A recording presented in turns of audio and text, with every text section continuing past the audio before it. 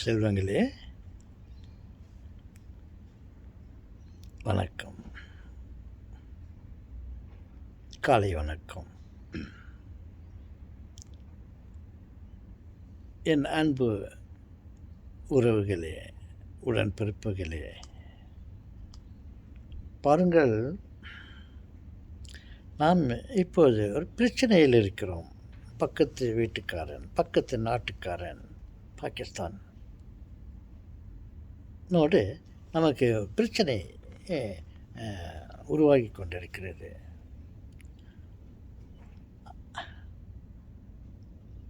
அப்படி இருக்கும்போது இந்த பக்கத்து நாட்டு தலைவர்கள், அமெரிக்கா, ரஷ்யா, அமெரிக்கா மற்றும் பல நாடுகள் நமக்கு ஆறுதலாக இருக்கிறார்கள், ஆறுதல் கூறுகிறார்கள். என்ன ஆறுதல் கூறுகிறார் என்றால், உங்களை யாராவது தாக்கினால் நாங்கள் சும்மா இருக்க மாட்டோம், அவர்களை அழித்து விடுவோம், உங்களுக்கு பக்க பலமாக இருப்போம், நீங்கள் கவலைப்படாதீர்கள் அப்படி என்று ஆறுதல் கூறுகிறார்கள். அமெரிக்கா, ரஷ்யா மற்றும் நல்லெண்ணம் கொண்ட நாடுகள் முன்னுக்கு வருகிறார்கள். அவர்கள் எண்ணத்திற்கு, அவர்கள் ஆறுதலுக்கு நன்றி கூறுகிறேன். அதே சமயத்தில் செல்வங்களே, நான் என்ன நினைக்கிறேன் என்றால், வருமுன் காப்போம் சொல்லுவாங்க, ப்ரிவென்டிவ் மெயின்டெனன்ஸ் மாதிரி சொல்லுவாங்க. என்ன சொல்ல வரேன்னா, பாருங்கள், நமக்கும் பக்கத்து நாட்டுக்காரனுக்கும் நமக்கும் ஏதோ ஒரு பிரச்சனை இருக்கிறது. அந்த பிரச்சனையால்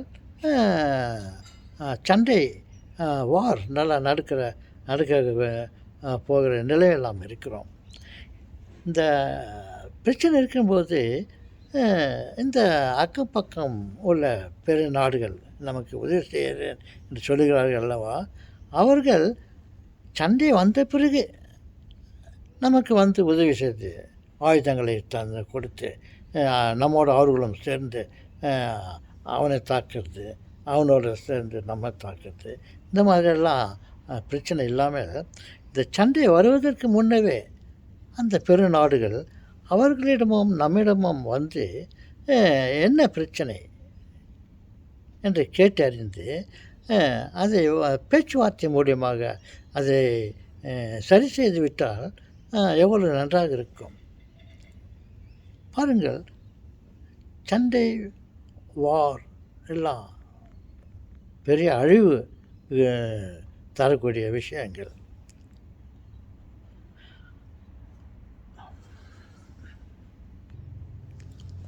அப்படி இருக்கும்போது நம்ம இந்த நாட்டை வளர்ப்பதற்காக, நமது விஞ்ஞானத்தை வளர்ப்பதற்காக எவ்வளவு பெரும் பாடுபட்டுகிறோம். இந்த நாட்டை செழிப்பாக வைத்துக்கொள்வதற்கு நம்ம எவ்வளோ முயற்சி செய்கிறோம். அப்படி இருக்கும்போது ஒரு நாடோடு மற்றொரு நாடுகள் சண்டைப்படுவதனால் பெரும் நஷ்டம் ஏற்படுகிறது, உயிர் சேதங்கள் ஏற்படுகிறது, பொருட்சேதங்கள் ஏற்படுகிறது. அதனால் இந்த சண்டை போடுவதை தவிர்க்க வேண்டும். அதனால் இந்த பெரும் நாடுகள் நமக்கு யார் உதவி செய்ய நினைக்கிறார்களோ அவர்கள் நமக்குள்ளே சண்டை வருவதற்கு முன் நம்மிடமும் அவர்களிடமும் உங்கள் பிரச்சனை என்ன என்று கேட்டு பேச்சுவார்த்தை மூலமாக கிவ் அண்ட் டேக் பாலிசி சிறு நஷ்டத்தை அவனோ அல்லது நாமோ ஒரு பிடிவாதமாக இல்லாமல் அவன் கேட்பதை குறைக்க வழி செய்யுங்கள். நாம் கொடுக்காமல் இருப்பதை கொடுக்க மாதிரி பேச்சுவார்த்தை பண்ணி ஒரு சுமூகமான முறையில் இந்த பிரச்சனையை தீர்த்து விட்டால் இந்த 2 நாடுகளுக்கு மட்டுமில்லை, உலகத்தில் உள்ள பல நாடுகளுக்கு பிரச்சனை வருகிறது. அப்படி இருக்கும்பொழுது பாருங்கள், நான் தவறாக சொல்கிறதாக நினைக்காதீர்கள். அவர்கள் பொருளுதவி, ஆயுத உதவி, அந்த சண்டைக்கு தேவையான அத்தனை இதும் அவர்கள் நமக்கு கொடுத்துவிட்டு யாரும் இனாமாக யாரும் செய்ய மாட்டார்கள். ஓரளவு செய்வார்கள். மற்றபடி பிஸ்னஸ், வியாபாரம், அவர்கள் செய்து வைத்திருக்கிற ஆயுதங்கள், பீரங்கி, பாம், அணுக்கள், வெடிகுண்டுகள், இவையெல்லாம் என்னத்துக்காக செய்து வைத்திருக்கிறார்கள்? ஒன்று அவர்கள் பாதுகாப்புக்காக, மற்றொன்று மற்றவர்களுக்கு வியாபாரம் செய்வதற்காக. நமக்கு சண்டை வரும்போது அவைகளெல்லாம் அந்த ஆயுதங்களெல்லாம் கொடுத்து நமக்கு உதவினால் நம்ம அவர்களுக்கு அதை பணத்தை திருப்பி கொடுக்க வேண்டும். நமக்கு ஏற்கனவே உயிர் சேதமாகிறது, பொருள் சேதமாகிறது, பத்தாவதுக்கு அந்த சண்டை போடுறதுக்கு மற்றவங்க உதவி பண்ணுறாங்கல்ல, அவங்களுக்கெல்லாம் அதனுடைய விலையை நாம் சரி கட்ட வேண்டியதாக இருக்குது. எவ்வளோ பிரச்சனை பாருங்கள். அதனால் பேச்சுவார்த்தை மூலியமாக அது எவ்வளோ கால அவகாசம் ஏற்றால் பாடல, இல்லை நமக்கு எவ்வளோ நஷ்டம், சிறிதளவு தான். அவன் கேட்குறதுல ஒரு சிறிதளவு கேட்கலாம், ஏதோ ஒன்று கொடுத்துடலாம். இந்த நம்ம கொடுக்குற வேண்டிய மதிப்பு ஏதோ ஒரு கோடி, சும்மா பேருக்கு சொல்கிறேன், 1 கோடி அளவில் நமக்கு நஷ்டம் ஏற்படலாம். ஆனால் சண்டை போட்டு வாரில் போய்ட்டு முட்டிக்கினா வருது, அதனால் ஏற்படுற நஷ்டம் 1000 கோடி. உங்களுக்கு 1000 கோடி நஷ்டத்தை ஏற்படுத்திக்கொள்ள ஆசைப்படுறோமா, இல்லை ஒரு சில கோடி நஷ்டம் சந்திக்க ஆசைப்படலாமா? நம்ம இந்த சமயத்தில் விட்டு கொடுப்போம். நம்ம விட்டு கொடுப்பதால் நம்ம அவமானத்திற்குள்ளே ஆக மாட்டோம்.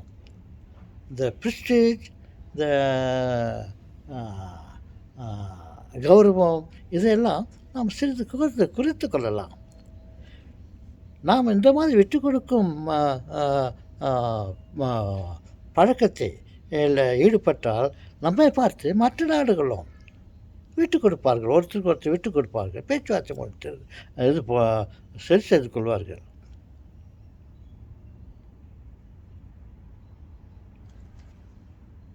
ஓகே, மற்ற நாடுகளுக்கு என்னுடைய சார்பாக நான் கேட்டுக்கொள்கிறேன். நீ உதவி செய்ய ஆசைப்படுகிறீர்களா? மிகவும் நன்றி. அதற்கு முன் நீங்கள் எங்களுக்குள்ளே சண்டை வராமல் இருப்பதற்கு தேவையான வழிமுறைகளை நீங்கள் இப்போ காட்டி கொடுத்தா ஈடுபட்டால் எங்களுக்கு மட்டுமல்ல, மற்ற உலகத்துக்குமே ஒரு பொருட்சேதமோ உயிர் சேதமோ ஆவதை தவிர்க்கலாம். அதே சமயத்தில் நாம் நமது நாட்டு தலைவர்களை கேட்டுக்கொள்கிறேன். என் மீது நீங்கள் கோபப்பட்டுக் கொள்வதில் பிரயோஜனமில்லை. விட்டு கொடுப்போம். அவன் என்னத்தை கேட்குறான்? ஓகே, ஒரு சிறிதளவு எழுத கேட்குறான் இல்லையா, கொடுத்துடலாம். அவ்வளவுதான் நமக்கு நஷ்டம்.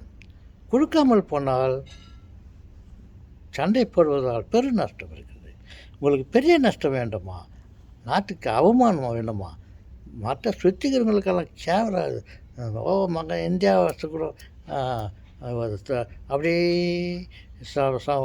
சேஃபாக இருந்தாங்க. இப்போ அவனை சண்டை போடுறாடா, அவனுக்கு நஷ்டம் வரட்டும்ன்ட்டு சந்தோஷப்படுவார்கள். அந்த கேலி கூத்து வேண்டுமா உங்களுக்கு? இல்லை நமக்குள்ளே பேச்சுவார்த்தை செய்து சந்தோஷமாக பெருந்தன்மையோடு போகலாம். பாரு, அவனுடைய பிரச்சனையை பேச்சுவார்த்தை மூலமா அவன் கேட்குறது இவன் கொடுத்துட்டு சண்டை இல்லாமல் ஆகிட்டாங்கன்ட்டு மற்றவங்களாம் புகழ்றது வேணுமா? இல்லைக்கா ஆகட்டும், இந்தியான்னு சொல்லியிருந்தீங்களே, இப்போ பார்த்தீங்களா அப்படின்ட்டு கேலி கூத்து வேணுமா? அதனால் நமக்கு உதவி செய்ய வருகிறவர்களிடம் ஒரு கோரிக்கை, நாங்கள் சண்டை போட்டுக்கு ஆமல் இருக்க வழி சொல்லுங்கள், சமாதானப்படுத்துங்கள்.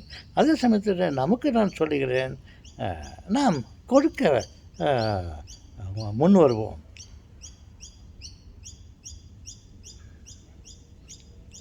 ஓகே சொல்லுங்களே.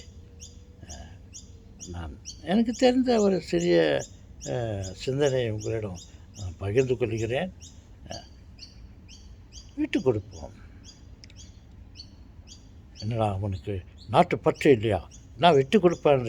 இன்றைக்கி வந்து இந்த காஷ்மீரை கேட்குறான், நாளைக்கு வந்து டெல்லியை கேட்குமோ, அப்புறம் அத்தை கேட்குமா, அதெல்லாம் அப்புறம் கதை.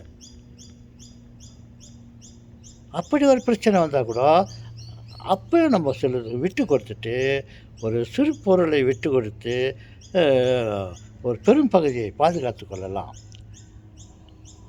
வர்றதுக்கு முன்னே அவன் இப்போ கேட்கறத கொடுத்துட்டான், அவன் அத்தை கேட்குவான், இத்தை கேட்குவான், அப்புறம் கதை வேறு. வணக்கம்.